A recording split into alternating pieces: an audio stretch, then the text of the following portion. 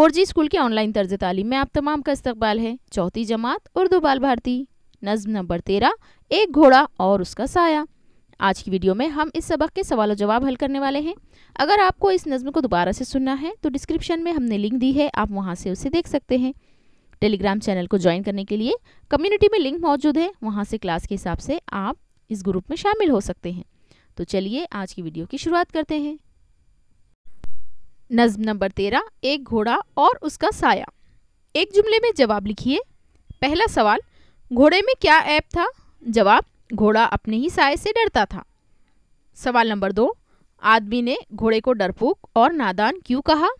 जवाब, आदमी ने घोड़े को डरपोक और नादान इसलिए कहा कि वो अपने साये से डरता था। सवाल नंबर 3, घोड़े ने आदमी के लिए कौन सा लफ्ज़ इस्तेमाल किया? जवाब, घोड़े ने आदमी के लिए वहमी लफ्ज़ इस्तेमाल किया। सवाल नंबर 4, आदमी को किन बातों पर यकीन आ जाता है? जवाब, आदमी को अनहुई बातों पर यकीन आ जाता है। आदमी भूत से डरता है जो आंखों से दिखाई नहीं देता। मुख्तसर जवाब लिखिए। पहला सवाल है, मालिक अपने घोड़े से क्यों खफा हुआ? जवाब, मालिक अपने घोड़े से इसलिए खफा हुआ कि वो अपने साये से डरता था। मालिक ने उससे कहा कि जिससे तू डरता है वो तेरे ही जिस्म का साया है। वो कोई चौपाया या दरिंदा नहीं है, ना जिस्म रखता है ना इसकी जान है। सच तू बड़ा डरपोक और नादान है। सवाल नंबर 2, घोड़े ने मालिक को क्या जवाब दिया? जवाब, घोड़े ने मालिक को जवाब दिया कि मैं आदमी से बढ़कर वहमी नहीं हूँ।